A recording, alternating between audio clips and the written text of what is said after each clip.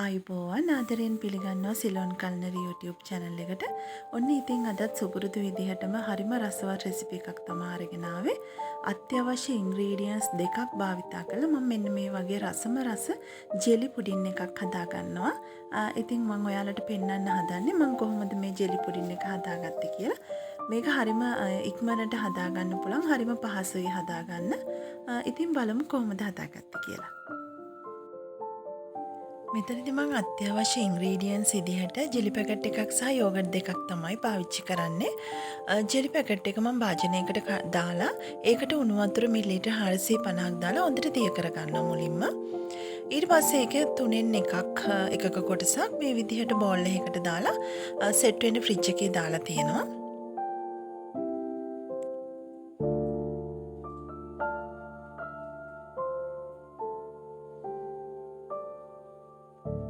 ඒ අතරේ මම බ්ලෙන්ඩර් ජාර් එක අරගෙන ඒකට මම ඉතුරු කරගත්ත ජෙලි කොටසෙන් භාගයක් මේකට එකතු කරලා ඒකටම යෝගට් දෙක එකතු කරලා හොඳින් බ්ලෙන්ඩ් කරගෙන එනවා.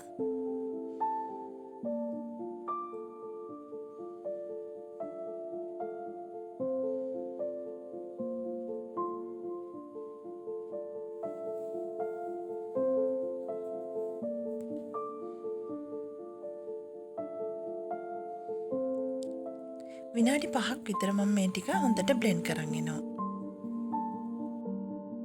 මේ තියෙන්නේ මම හදාගත්ත ජෙලි යෝගට් මිශ්‍රණය.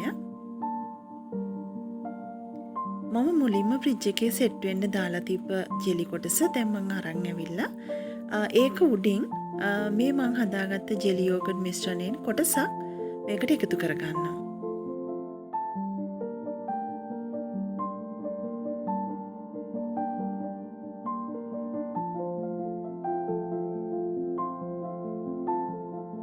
මේ විදිහට ආපහු ජෙලි කොටස උඩින් යෝගට් මිශ්‍රණය එකතු කරනවා. ඊට පස්සේ මේක හොඳට කවර් කරලා ෆ්‍රිජ් එකේ දාලා මේක ආපහු මේකත් තරමක් සෙට් වෙන්න දාලා තියෙනවා.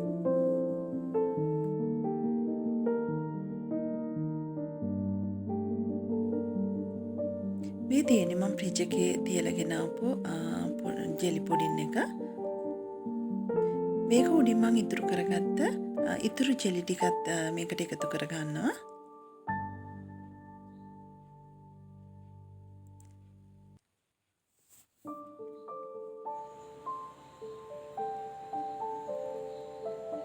මේ වෙලේ ඔයාලට පුළුවන් අවශ්‍ය නම් හැන්දෙන් ඔක්කොම ටික කලවම් කරගෙන යට කොටස ඔක්කොම හැන්දෙන් කලවම් කරගෙන ලස්සන අලංකාර විදිහට ඒ ටික ගන්නත් පුළුවන්. ඊට පස්සේ මේ විදිහට ඉතුරු කරගත්ත ජෙලි යෝගට් මිශ්‍රණය එකතු කරගන්න පුළුවන්. එතකොට යටින් අපිට කෑලි කැපුවාම හරි ලස්සන පෙනුමක් එනවා. මේක මම ආපහු ෆ්‍රිජ් එකේ දාලා පැය 3-4ක් හොඳට කවර් කරලා තියලා තියෙනවා. හොඳින් සෙට් වෙන්න.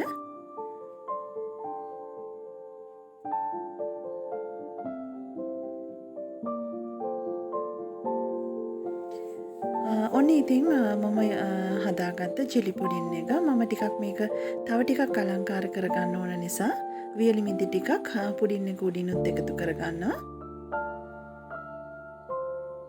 ඇත්තටම මේක නම් මාරම රස පුඩින් එක. පොඩි අය නම් ඉල්ලම කයි. ඒ තරම් රසයි. මේක කැමති විදිහට මේක හදාගන්න පුළුවන්.